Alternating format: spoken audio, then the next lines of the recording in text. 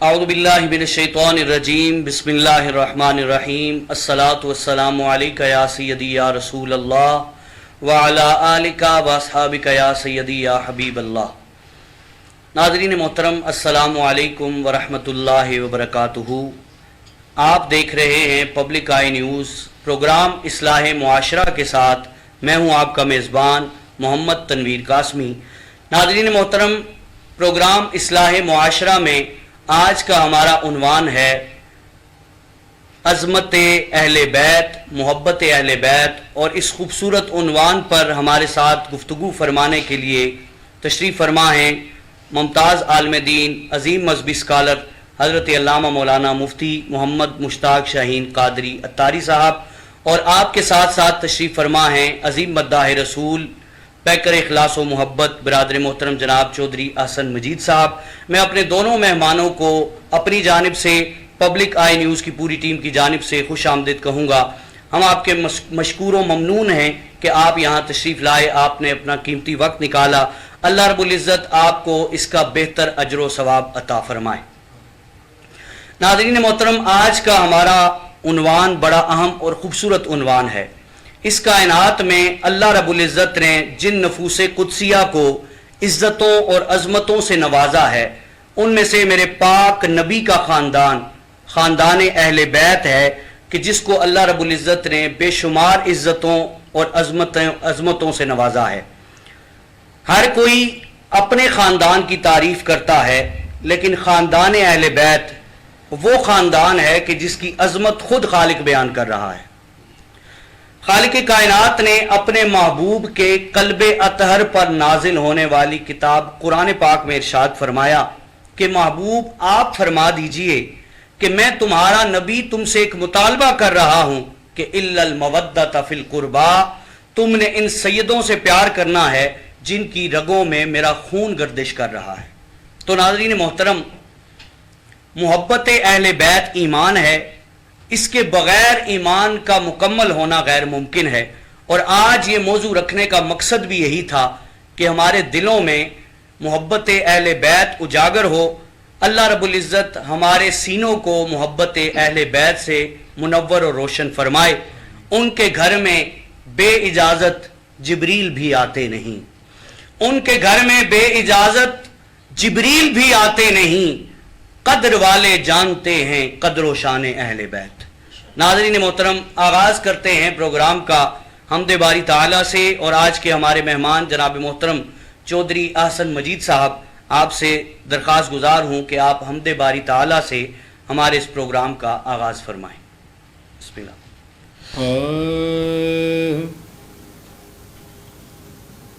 میں ہوں بندہ میرا خدا تو ہے۔ سبحان اللہ، سبحان اللہ، کیا بات ہے۔ میں ہوں بندہ میرا خدا تو ہے، لائی کے سجدہ ثنا تو ہے۔ میں ہوں بندہ میرا خدا تو ہے، میری تجھ سے برابری ہی نہیں، میری تجھ سے برابری ہی نہیں، میں فنا ہوں مگر بقا تو ہے، میں فنا ہوں مگر بقا تو ہے۔ کس جگہ پہ کروں گناہ جا کر، کس جگہ پہ کروں گناہ جا کر طرف تو ہے، ہر جگہ تو ہے، ہر طرف تو ہے، ہر جگہ تو ہے، اور ڈگمگاؤں میں کسے کریں حاکم، ڈگمگاؤں میں کسے کریں حاکم، میرا دنیا میں آسرا تو ہے، میرا دنیا میں آسرا تو ہے، لائکے سجدہ سنا تو ہے، میں ہوں بندہ میرا خدا تو ہے۔ ماشاءاللہ، جزاک اللہ۔ ناظرین، خوبصورت انداز میں حمد باری تعالیٰ سے ہمارے پروگرام کا آغاز فرما رہے تھے جناب محترم چودھری احسن مجید صاحب۔ ناظرین محترم، آج کے اس موضوع کے حوالے سے یعنی محبت اہل بیت کے حوالے سے گفتگو کا آغاز کرتے ہوئے میں گزارش کروں گا مفتی محمد مشتاق شاہین قادری اتاری صاحب سے۔ مفتی صاحب، اہل بیت کی عظمت و رفعت کو قرآن و حدیث کی روشنی میں بیان فرمائیں۔ بسم اللہ۔ بسم اللہ وعلی ملت رسول اللہ والصلاة والسلام علی افضل الانبیاء والمرسلین، اما بعد فاعوذ باللہ من الشیطان الرجیم، بسم اللہ الرحمن الرحیم، انما یرید اللہ لیذہب عنکم الرجس اہل البیت ویطہرکم تطہیرا۔ قال رسول اللہ صلی اللہ علیہ وسلم، ان مثل اہل بیتی کمثل سفینۃ نوح ومن ادرکہا نجا ومن تخلف عنہا فقد ہلک۔ ان اللہ وملائکتہ یصلون علی النبی یا ایھا الذین آمنوا صلوا علیہ وسلموا تسلیما، اللہم صل علی سیدنا واصحاب سیدنا ومولانا محمد وبارک وسلم وصلی علیہ۔ سب سے پہلے میں پبلک آئی نیوز کا شکریہ ادا کروں گا اور پوری اس ٹیم کا کہ جن کے توسل سے مجھے حاضری کا شرف ملا، اور بالخصوص قبلہ تنویر قاسمی صاحب، آپ کا شکریہ ادا کروں گا کہ آپ نے مجھے حاضری کا شرف بخشا۔ جیسا کہ آپ نے سوال کیا کہ اہل بیت اطہار حضور نبی کریم علیہ السلام کے خاندان کے حوالے سے اس کی عظمت، اس کی رفعت اور اس کا مقام قرآن اور حدیث کی روشنی میں کیا ہے، تو اس حوالے سے میں نے قرآن مجید کی جو آیت کریمہ آپ کے سامنے ناظرین کے سامنے پڑھی ہے، تمام ناظرین اور حاضرین سن رہے ہیں، اور یہ ہمارا پیغام پوری دنیا ماشاءاللہ سن رہی ہے، اور آج کا مقدس دن جمعے کا دن ہے، اور یہ سارے دنوں کا سردار ہے، اور سردار نبی کی سردار آل اس کا تذکرہ ہو رہا ہے، اس کے مقام کی بات ہو رہی ہے۔ تو اس حوالے سے ساری کتابوں کی سردار کتاب قرآن مجید سے ایک میں نے اقتباس آپ کے سامنے ایک آیت کریمہ پڑھنے کا شرف حاصل کیا۔ اس میں اللہ رب العزت نے حضور کی اہل بیت کی شان کو اس انداز میں بیان کیا کہ سورہ احزاب سورت نمبر 33 اور آیت نمبر 33، اس میں اللہ رب العزت نے فرمایا کہ انما یرید اللہ، کہ بے شک اللہ ارادہ فرماتا ہے، اللہ چاہتا ہی یہی ہے۔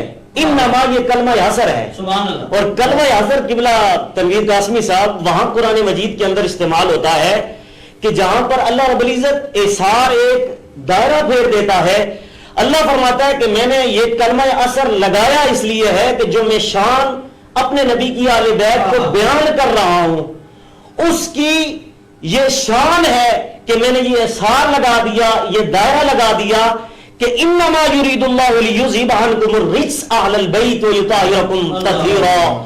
اللہ چاہتا ہے کہ اے نبی کے آل والو، اے نبی کی اہل بیت، تمہیں ہر طرح کے رجس سے، گناہ سے، نقص سے، عیب سے، معصیت سے ہم نے اس طرح دور کر دیا کہ ہم نے ہر طرح کی پلیتی سے تمہیں دور کیا اور ہم نے تمہیں ایسا پاک کر دیا کہ جس طرح پاک کرنے کا حق ہے. سبحان اللہ. اب یہاں پر اس آیت میں اللہ رب العزت نے کلمہ حاصر کے ساتھ ان کی شان کو بیان کر کے ان کی عظمت اور مقام کو بیان کیا کہ اللہ رب العزت چاہتا یہی ہے کہ ہر طرح کے گناہ سے، عیب سے، نجس سے، رجس سے. اور قرآن مجید کے اندر 14 مقامات پر اگر میں آپ کے سامنے تفصیلاً آیات پڑھوں تو 14 ایسے مقامات ہیں جن کو اللہ رب العزت نے رجس قرار دیا.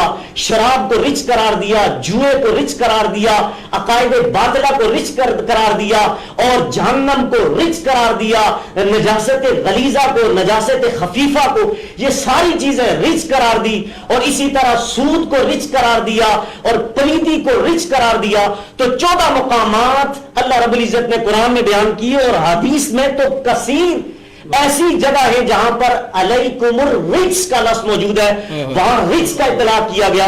تو اس سے یہ پتا چلتا ہے کہ اللہ رب العزت نے اہل بیت کا یہ مقام رکھا ہے کہ ان کی عظمت اور رفعت یہ ہے کہ اللہ رب العزت نے ہر طرح کی پلیتی سے، ہر طرح کی نجاست سے انہیں دور رکھا اور اس طرح انہیں پاک کر دیا کہ وہ اہل بیت اطہار پاک ہیں، طیب ہیں، مطہر ہیں، یطہرکم تطہیرا ہیں. اب اس آیت کی تفسیر میں تفسیر طبرانی شریف کے اندر میرے نبی نے خود اس کی تفسیر فرمائی کہ یہاں نزلت علیہم الآیہ، تفسیر طبرانی شریف کی جلد 1 صفحہ نمبر 194 پر اس کی تفسیر بیان فرمائی. میرے نبی نے فرمایا یہاں اہل البیت سے مراد حضرت جناب محمد رسول اللہ کی ذات، علی المرتضیٰ کی ذات، حضرت فاطمہ کی ذات اور حضرت حسن اور حسین کی ذات ہے. یہ 5 تن پاک کی ذوات تھے جنہیں اللہ رب العزت نے قیامت تک ہر طرح کی پلیتی سے، ہر طرح کے رجس سے دور کر دیا ہے. اور یہاں پر ایک اور میں نے آیت پڑھی آپ احباب کے سامنے کہ ان کا مقام تو بہت ہی ہے، ان کی رفعت تو سمجھ ہی نہیں جا سکتی اور انسان سمجھ ہی نہیں سکتا، قاصر ہے ان کی عظمت کو سمجھنے کے لیے. لیکن جو ان کے ساتھ لگ جائے ان کا مقام کیا ہے، آئیے ذرا سنیے میرے نبی علیہ الصلوۃ والسلام کی حدیث سنیں، بچر جائے ناظرین.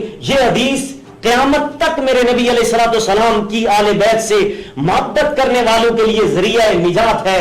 میرے نبی نے فرمایا مثل اہل بیتی کمثل سفینۃ نوح، فرمایا میری آل بیت کی مثال کشتی نوح، حضرت نوح علیہ السلام کی کشتی کی طرح ہے. کیوں میرے نبی نے حضرت نوح علیہ السلام کی کشتی سے مثال اپنی آل بیت کی دی؟ اس لیے آئیے قرآن کی روح سے ہم دیکھتے ہیں کہ وہ نوح، حضرت نوح علیہ السلام کی کشتی کے بارے میں قرآن کیا کہتا ہے. تو سورہ ہود کی آیت نمبر 37 میں اللہ رب العزت نے جناب نوح علیہ السلام کو حکم ارشاد فرمایا وَيَصْنَعُ الْفُلْكَ بِأَعْيُنِنَا وَوَحْيِنَا وَلَا تُخَاطِبْنِي فِي الَّذِينَ ظَلَمُوا إِنَّهُمْ مُغْرَقُونَ. اور سورہ نوح کی آیت نمبر 26 میں حضرت نوح علیہ السلام اللہ کی بارگاہ میں عرض کرتے ہیں ربی لا تذرنی علی الارض من الکفار دیارا من الکافرین دیارا. اللہ کی بارگاہ میں عرض کرتے ہیں مولا میری امت جو ہے وہ بدکار ہے، سیاکار ہے، نافرمان ہے، اس کو تباہ و برباد کر دے. تو اللہ رب العزت نے آپ کی اس دعا کو قبول کیا اور دعا کو قبول کر کے اللہ رب العزت نے فرمایا کہ اے نوح تم اپنی امت سے تنگ آ گئے ہو، تم نے ایسا کرنا ہے، ایک میں تمہیں طریقہ بتاتا ہوں، ایک آئیڈیا بتاتا ہوں، اس پر عمل کرو. حضرت نوح علیہ السلام نے قرآن مجید کے اندر سورہ ہود کی آیت نمبر 37 میں قرآن کہتا ہے رب نے حکم دیا میں تمہیں ایک طریقہ بتاتا ہوں. تو نے دعا دی اپنی امت کو، نوح علیہ السلام کو اللہ رب العزت کہہ رہا ہے تو اے نوح تو کشتی بنا. تو حضرت نوح علیہ السلام نے کشتی بنانا شروع کر دی. تو کشتی ناظرین تختوں کی بنتی ہے، پھٹوں کی بنتی ہے. تو جب اس کو بنانا شروع کیا تو نوح علیہ السلام نے جب بنانا شروع کی تو اللہ رب العزت نے قرآن میں حکم فرمایا قال وَيَصْنَعُ الْفُلْكَ بِأَعْيُنِنَا وَوَحْيِنَا وَلَا تُحَاطِبْنِي فِي الَّذِينَ ظَلَمُوا إِنَّهُمْ مُغْرَقُونَ. رب فرماتا ہے اے ہمارے نوح، اے میرے پیغمبر نوح، سنو آپ کسی بات سے ہمارے ساتھ مخاطب نہ ہو جائیے اس قوم کے معاملے میں جو آپ کی قوم نوح ہے، قوم نوح ہے، ان کے بارے میں ہم سے مخاطب نہ ہو جائیے، انہیں ہم انقریب غرق کر دیں گے، تباہ و برباد کر دیں گے. آپ ہمارے سامنے ہماری وحی کے مطابق ایک کشتی بنائیے. نوح علیہ السلام نے وہ کشتی بنانا شروع کر دی. ناظرین وہ کشتی جب نوح علیہ السلام نے بنانا شروع کر دی، رات کو کشتی آدھی بنائی، آدھی رات کو جب انہوں نے کام چھوڑا اور آرام فرمانے لگے نوح علیہ السلام، صبح اٹھے تو کشتی کے تختوں کو کیڑا لگا ہوا تھا. حضرات محترم سوچنے کا مقام ہے.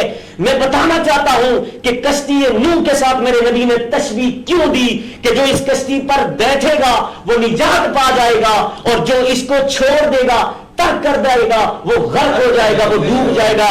اس کی مثال کیوں دی بتانا یہ چاہتا ہوں. قرآن نے اس کشتی کی تفصیل بیان کی. جب کشتی کو کیڑے کھانا شروع کر دیے, کیوں نے کھانا شروع کر دیا, تو نوح علیہ السلام نے اللہ کی بارگاہ میں عرض کی, مولا میں رات کو کشتی بناتا ہوں, صبح سے شام تک کشتی بناتا رہتا ہوں, رات کو کیڑے کھا جاتے ہیں, کیا کروں؟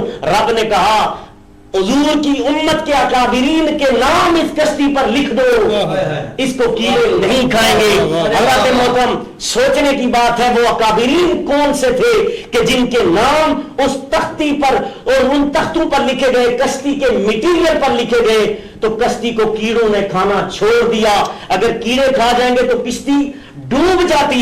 لیکن روایت کے اندر آتا ہے کہ جس وقت وہ پوچھا گیا حضرت نوح علیہ السلام نے کہ مولا بتا تیرے نبی جناب محمد رسول اللہ کی امت کے اکابرین کون سے ہیں, تو اللہ رب العزت کی طرف سے آواز آئی, وہ 4 ہیں. کتنے؟ وہ 4 ہیں. 4 کون سے ہیں؟ ابو بکر, عمر, عثمان, علی. ان چاروں کے نام لکھو. جب نوح علیہ السلام نے ان تختوں پر نام لکھا تو کشتی کیڑوں سے محفوظ ہو گئی.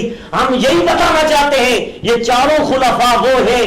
اسی طرح اہل بیت کی محبت ہم پر ضروری ہے جس طرح صحابہ کی محبت ضروری ہے. میرے نبی نے فرمایا لکل شیء اساسا, ہر چیز کی بنیاد ہوتی ہے, وہ اساس الاسلام, اور اسلام کی بھی ایک بنیاد ہے. یا رسول اللہ وہ کون سی بنیاد ہے؟ تو میرے نبی نے فرمایا حب اصحابہ و اہل بیتی, فرمایا اہل بیت سے بھی محبت کرو, صحابہ سے بھی محبت کرو.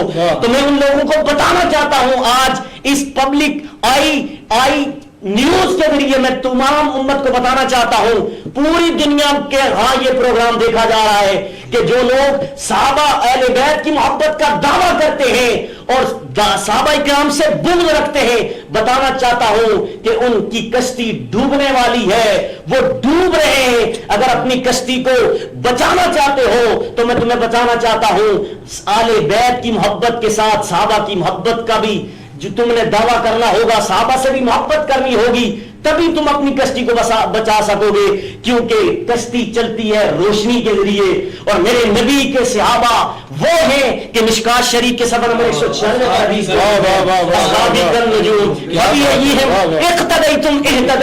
میرے نبی نے فرمایا قیامت کے دن کے تک میرے نبی نے فرمایا یہ میرے صحابہ یہ ہدایت کے ستارے ہیں, جو ان کے ایک کے بھی پیچھے چلے گا قیامت تک ہدایت پا جائے گا. تو ستاروں کے ذریعے یہ کشتی چلتی ہے, اندھیرے میں کشتی ڈوب جاتی ہے.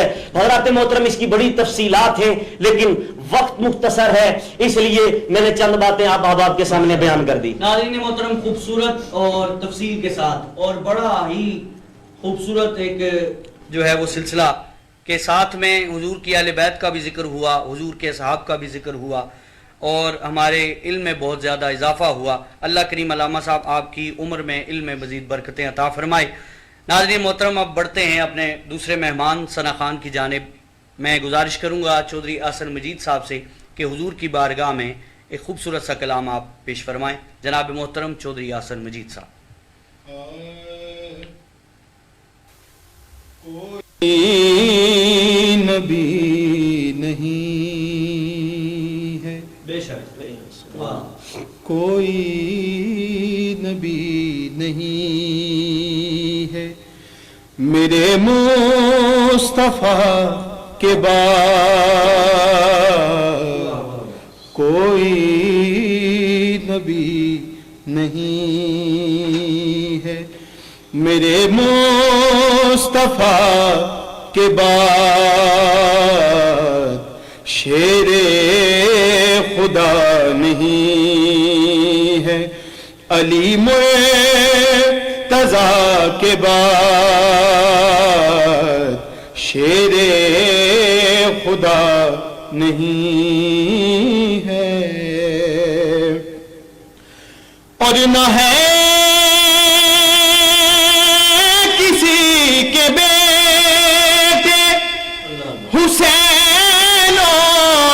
حسن سے اور نہ ہے کسی کے بیٹے حسین و حسن سے اور نہ فاطمہ سما ہوئی فاطمہ کے بعد نہ فاطمہ سما ہوئی فاطمہ کے بعد کوئی نبی نہیں ہے اور دربار شام میں کہا زینب نے سن یزید سبحان اللہ دربار شام میں کہا زینب نے سن یزید ارے ڈرتے نہیں ہیں ہم کسی سے خدا کے بعد ڈرتے نہیں ہیں ہم کسی سے خدا کے بعد کوئی نبی نہیں ہے اور عباس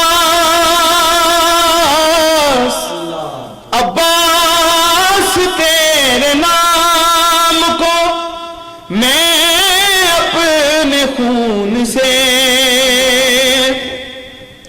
عباس تیرے نام کو میں اپنے خون سے پہلے لکھوں وفا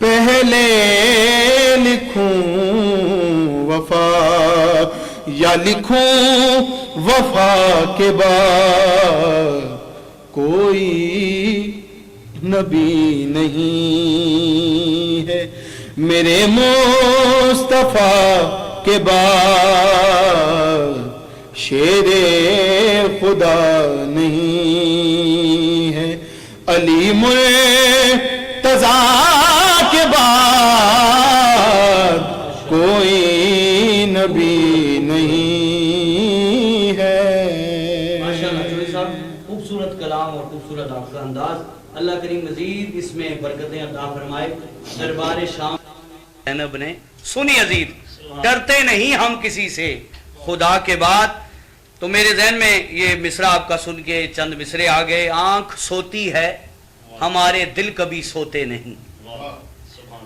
آنکھ سوتی ہے ہمارے دل کبھی سوتے نہیں مر کے بھی اپنے منصب کی عقیدت کو ہم کھوتے نہیں اور تیر کھا کر مسکرا کر کہہ گیا اصغر مجھے ہم ہیں اولاد علی میدان میں روتے نہیں تیر کھا کر مسکرا کر کہہ گیا اصغر مجھے ہم ہیں اولاد علی میدان میں روتے نہیں ناظرین محترم ایک مرتبہ پھر مفتی صاحب کی جانب ہم بڑھیں گے مفتی صاحب محبت اہل بیت کا ہونا کتنا ضروری ہے اور ایمان میں اس کا کیا دخل ہے اس پر آپ تبصرہ فرمائیں جی ماشاءاللہ آپ نے بڑا اچھا سوال کیا کہ حضور کی اہل بیت کی محبت کتنی ضروری ہے میں یہ سمجھتا ہوں کہ حضور کی محبت اتنی ہی ضروری ہے حضور کی آل کی کہ جتنا نماز پڑھنا ضروری ہے سبحان اللہ اس پر میں آیتیں پیش کروں گا جتنا حضور علیہ السلام کی رسالت کا ماننا ضروری ہے اور جتنا اللہ کی محبت ضروری ہے اتنا ہی حضور کی آل کی محبت ضروری ہے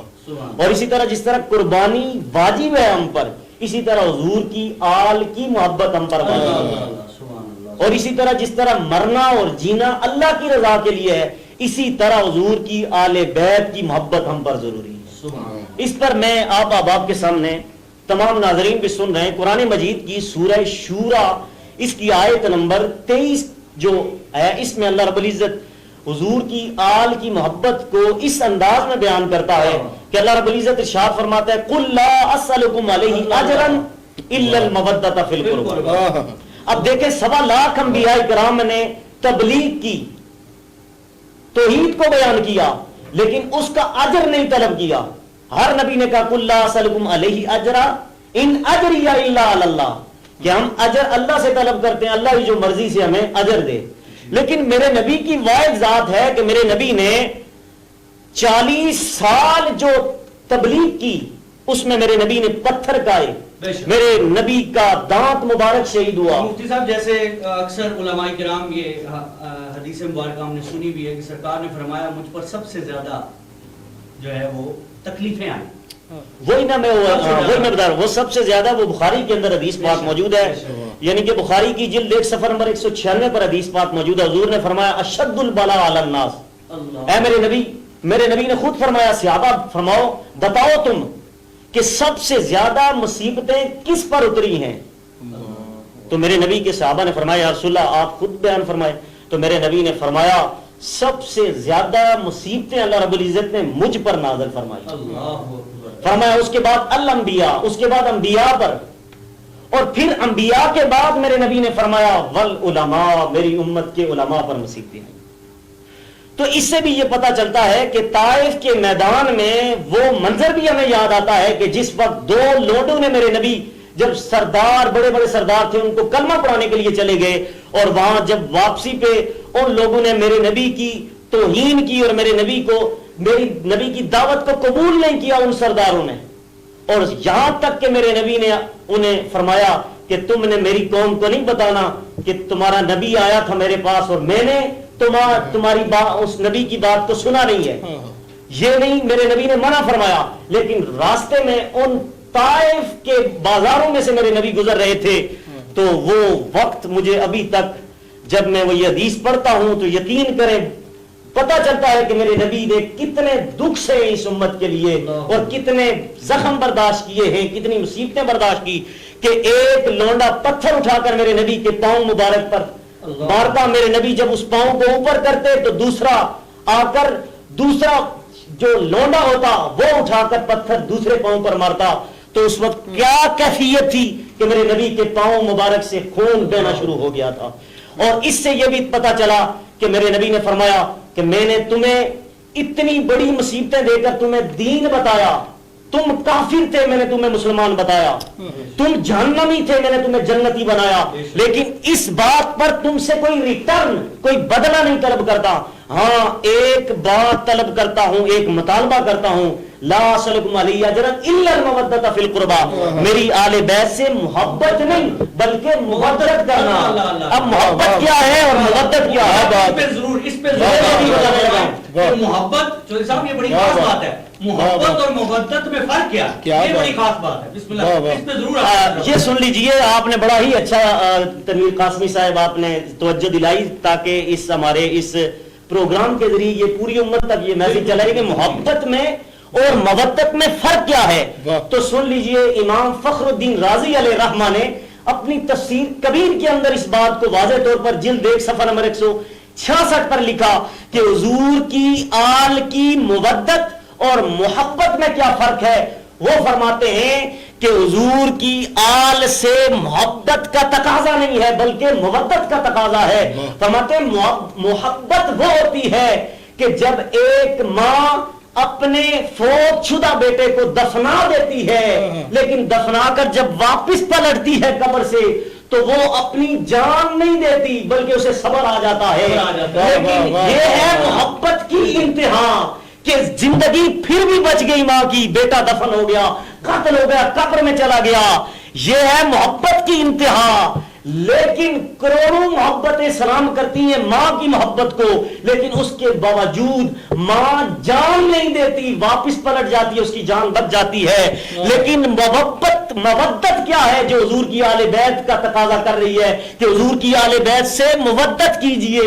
تو امام فخر الدین فرماتے ہیں کہ جس طرح مچھلی کو پانی کے ساتھ یہ بڑی خاص مچھلی کو پانی کے ساتھ پیار ہوتا ہے, مودت ہوتی ہے, اس طرح تم اہل بیت سے محبت کرو. یعنی کہ وہ پانی سے جب اس کو نکال دیا جائے تو مر جاتی ہے, اسی طرح محبت اہل بیت اگر نکال دی جائے مودت کا حکم ہے تو جان کے ساتھ ایمان بھی بچ جاتا ہے. ایمان کے ساتھ بلکہ جان کے ساتھ ایمان بھی چلا جاتا ہے. تو اس لیے حضور کی آل بیت کی محبت جان لیتی ہے، ایمان عطا کرتی ہے. تو یہ نقطہ ہے امام فخر الدین رازی کا. تو یہاں قرآن مجید کے اندر اگر دوسرے مقامات پر بیان کیا جائے تو دیکھا جائے تو قرآن مجید کے اندر اللہ رب العزت نے حضور کی رسالت کو بھی لفظ کل سے بیان کیا، جس طرح حضور کی آل بیت کی محبت کو قرآن میں قل سے بیان کیا، قل لا اسألکم. اسی طرح اللہ رب العزت نے قرآن مجید کے اندر حضور علیہ السلام کی رسالت اور اپنی توحید کو بھی اس انداز میں بیان کیا. فرمایا قل هو اللہ احد لم یلد ولم یولد ولم یکن لہ کفوا احد. پھر رسالت کی بات آئی تو اللہ رب العزت نے فرمایا قل یا ایھا الناس انی رسول اللہ الیکم جمیعا. پھر نماز کی بات آئی تو اللہ رب العزت نے قرآن مجید کے اندر سورہ مائدہ اس کی سورۃ الانعام کی آیت نمبر 162 میں قرآن کہتا ہے قل ان صلاتی ونسکی ومحیای ومماتی للہ رب العالمین. لفظ کل سے نماز کا بھی حکم دیا گیا، لفظ کل سے قربانی کا بھی حکم دیا گیا، اور اسی طرح مرنا اور جینا یہ بھی اللہ رب العزت نے قرآن کے لفظ کل سے بیان کیا کہ تمہارا مرنا جینا فقط اللہ کی رضا کے لیے ہونا چاہیے. اور آگے جا کر اللہ رب العزت نے اپنی محبت اور حضور کی اتباع کی بات کی تو سورہ آل عمران کی آیت نمبر 31 میں رب فرماتا ہے قل ان کنتم تحبون اللہ فاتبعونی یحببکم اللہ. لفظ کل سے رب نے کہا کہ اگر تم اللہ سے محبت کرنا چاہتے ہو تو فاتبعونی میری اتباع کرو. اب اللہ رب العزت کی محبت کے ساتھ حضور کی اتباع کو لازمی قرار دیا. اور میرے نبی کی اب ایک ترمذی شریف کی حدیث 3768 حدیث کا نمبر ہے، جامع ترمذی کے اندر حدیث پاک موجود ہے. میرے نبی نے فرمایا لما یغدوکم احب اللہ لما یغدوکم. تم اللہ سے محبت کرو کہ وہ تمہیں نعمتیں عطا کرتا ہے. وحبوا لأہلی وحبوا لحب اللہ، اور مجھ سے محبت کرو کہ میں اللہ کا محبوب ہوں. وحبوا لأہلی بیتی، اور میری آل سے محبت کرو میری وجہ سے. تو پتہ یہ چلا حضور سے محبت کرو اللہ کی وجہ سے اور آل سے محبت کرو رسول اللہ کی وجہ سے. تو پتہ یہ چلا آل کی محبت حضور کی محبت کا تقاضا کرتی ہے اور حضور کی محبت اللہ کی محبت کا تقاضا کرتی ہے. تو کتنی ضروری ہے یہ محبت کہ اس محبت کو قرآن اور حدیث نے اس انداز میں بیان کیا. ناظرین محترم، خوبصورت گفتگو مفتی صاحب فرما رہے تھے، اور یہ ضروری نہیں ہوتا کہ حضور کی اہل بیت کا ذکر یا ان سے پیار محرم الحرام آئے تو تبھی کیا جائے. یہ تو مودت کا حکم ہے، اس کے بغیر تو گزارا ہی نہیں. اللہ کریم ہمیں زیادہ سے زیادہ حضور کی آل سے، حضور کے اصحاب سے محبت کی، عقیدت کی توفیق عطا فرمائے. اب ناظرین محترم، آخر میں چونکہ جمعۃ المبارک کا دن ہے اور جمعہ کا وقت بھی قریب ہے، اور یہ مہینہ محرم الحرام کا مقدس مہینہ یہ منسوب ہے امام علی مقام سے، کربلا والوں کی یاد دلاتا ہے. تو میں چودھری احسن مجید صاحب سے درخواست کروں گا کہ وہ انشاءاللہ پیش فرمائیں گے منقبت کے اشعار، اور اس سے قبل یہ چند مصرے کہ تیری نظر سے بخت سنورتا ہے یا حسین، تیری نظر سے بخت سنورتا ہے یا حسین، تیرے کرم سے وقت گزرتا ہے یا حسین. اور علامہ صاحب اس مصرے پہ آپ کی خصوصی توجہ، تیری نظر سے بخت سنورتا ہے یا حسین، تیرے کرم سے وقت گزرتا ہے یا حسین. اور کتنا اثر ہے تیرے ذکر میں کہ ہر خطیب، کتنا اثر ہے تیرے ذکر میں کہ ہر خطیب تیرا ہی نام لے کے ابھرتا ہے یا حسین. مشکیزہ عباس کی خاطر عطا ہو بھیک، مشکیزہ عباس کی خاطر عطا ہو بھیک، تو سائلوں کی جھولیاں بھرتا ہے یا حسین. اور لا کر تصورات میں تجھ کو خضر فقیر، لا کر، یہ جناب پیر سید خضر حسین شاہ صاحب چشتی علیہ رحمہ آستانہ علیہ کرمہ والا شریف آپ کے اشعار ہیں، اور آپ چونکہ شاگرد خاص تھے نصیر ملت حضور قبلہ پیر سید نصیر الدین نصیر شاہ رحمۃ اللہ علیہ کے. آپ فرماتے ہیں لا کر تصورات میں تجھ کو خضر فقیر، کشکول تیرے سامنے کرتا ہے یا حسین. میں احسن بھائی آپ سے درخواست کروں گا کہ امام علی مقام کی بارگاہ میں اپنی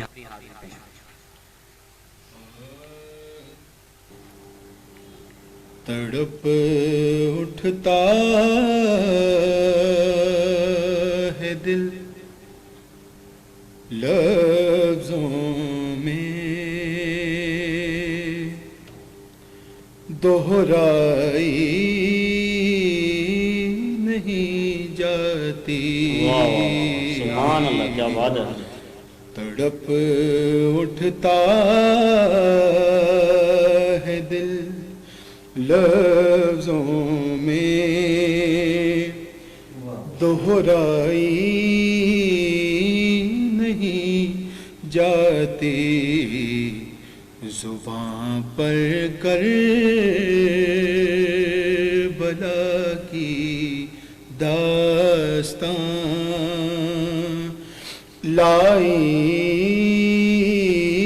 نہیں جاتی. زباں پر کربلا کی داستاں لائی نہیں جاتی. اداسی چھا رہی ہے روح پر شام غریبا کی.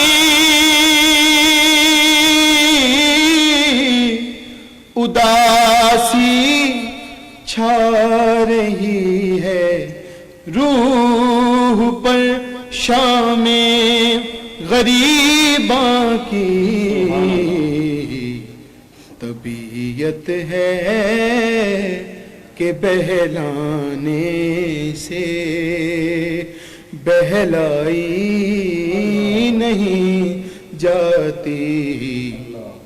طبیعت ہے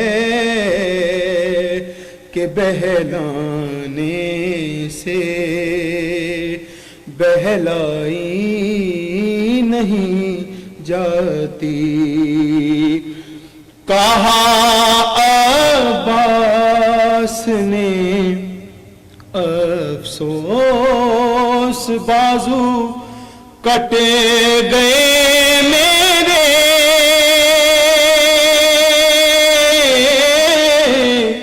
کہا عباس نے افسوس بازو کٹے گئے میرے. سکینہ تک یہ مشک آب لے جائی نہیں جاتی. سکینہ تک یہ مشک آب لے جائی نہیں جاتی.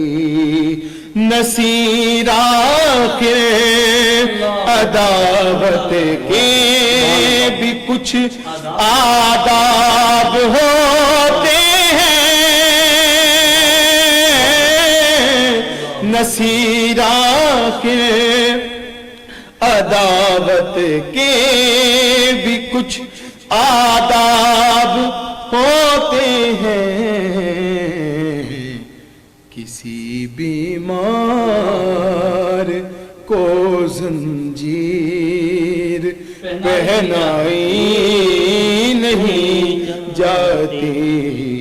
کسی بیمار کو زنجیر پہنائی نہیں جاتی. زباں پر کربلا کی داستان لائی نہیں جاتی. ماشاءاللہ. ناظرین محترم، آخر میں اور بالکل مختصر سا جو ہے وہ پیغام میں گزارش کروں گا مفتی مشتاق شاہین قادری صاحب سے کہ آپ محبت اہل بیت اور کردار حسینی پہ عمل کتنا ضروری ہے، اس پر ایک مختصر سا پیغام جو ہے اپنی جانب سے ہمارے ناظرین کو دیں. جی محترم، آپ نے جو سوال کیا کہ ہمیں آج کے اس پروگرام سے اور بالخصوص حضور کی محبت سے جو پیغام ملتا ہے، حضور کی آل کی محبت سے، کہ ان نفوس قدسیہ نے ہمیں کیا پیغام دیا کربلا میں آ کر، تو اس حوالے سے سب سے پہلے تو میں یہ عرض کروں گا کہ ہماری پوری جو گفتگو آج کی ہوئی محبت اہل بیت پر اور مقام اور رفت اہل بیت پر، مناقب اہل بیت پر، تو اس پر تھوڑا سا میں اجر بیان کر دوں تاکہ عوام کو پتہ چل جائے کہ حضور کی اہل بیت کے ساتھ محبت کرنے کا اجر کیا ہے. پھر ساتھ میں انشاءاللہ میں پیغام بھی عرض کر دوں گا 2-3 باتوں میں.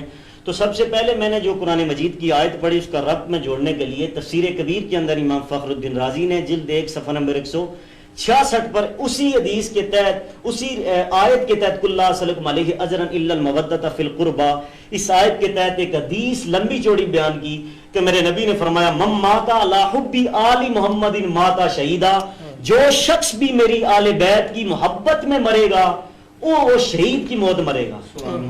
یہ دیکھیں یہ اجر ہے، اجر. آج اس دور میں شہادت کا رتبہ بڑا ہی مشکل ہے کسی کو مل جائے بغیر جہاد کیے. ایک جہاد اصغر ہوتا ہے، ایک جہاد اکبر ہوتا ہے، دونوں ہمارے اندر موجود نہیں ہے اور دونوں کا اس دور میں ملنا محال ہے، مشکل ہے. اور یہ بہت ہی بعید ہے اس چیز کا کہ ہم اس طرح کا جہاد کر سکیں. لیکن حضور کی محبت ہمارے دل میں ہوگی تو ہمیں بغیر کچھ محنت کیے اللہ رب العزت یہ اجر عطا کرے گا کہ ہمیں شہادت کی موت عطا فرمائے. اور ساتھ فرمایا ومن مات علی حب آل محمد مات تائبا، کہ جو شخص بھی حضور کی آل بیت کی محبت میں مرے گا وہ توبہ کیا ہوا مرے گا. اور آگے فرمایا ومن مات علی حب آل محمد مات مؤمنا مستقبل الایمان، کہ جو بھی حضور کی آل بیت کی محبت میں مرے گا اللہ رب العزت اس کو کامل ایمان کے ساتھ مرے گا. اور آگے حضور نے فرمایا الا ومن مات علی حب آل محمد بشرہ ملک الموت بالجنت ثم منکر و نکیر، کہ جس وقت آل بیت کی محبت کا دعویٰ کرنے والا، حضور کی آل بیت سے محبت کرنے والا مرے گا تو سب سے پہلے اسرائیل موت کا فرشتہ آ کر اسے بشارت دے گا اور پھر قبر کے اندر منکر نکیر بھی اسے بشارت دیں گے اے حضور کی آل بیت سے محبت کرنے والے جا تیرا ٹھکانہ جنت ہے. اور آگے جا کر میرے نبی نے یہاں تک بیان فرمایا الا ومن مات علی حب آل محمد یزفو الی الجنت کما تزفو الی العروس الی بیت زوجها، قیامت کے دن اہل بیت سے محبت کرنے والوں کو اس طرح اللہ رب العزت جنت میں استقبال کے ذریعے اور پکنک ڈے کے ذریعے جنت کے اندر داخل فرمائے گا کہ جس طرح ایک دلہن اپنے دولہے کے گھر میں جاتی ہے، اپنے گھر والے کے گھر میں سنور کر جاتی ہے، اسے سجایا جاتا ہے اس اہتمام کے ساتھ، اس اہتمام کے ساتھ، اس استقبال کے ساتھ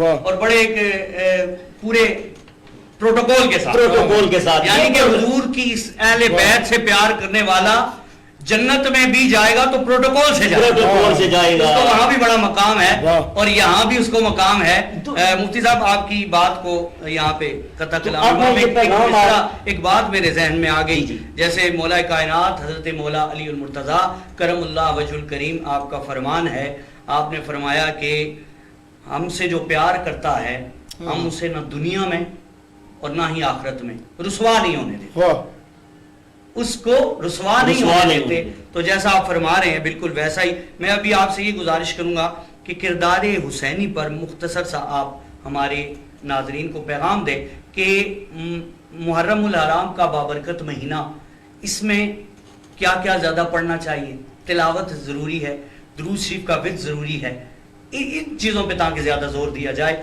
تاکہ ہم زیادہ سے زیادہ خراج عقیدت و خراج تحسین پیش کر سکیں امام علی مقام کی بارگاہ میں.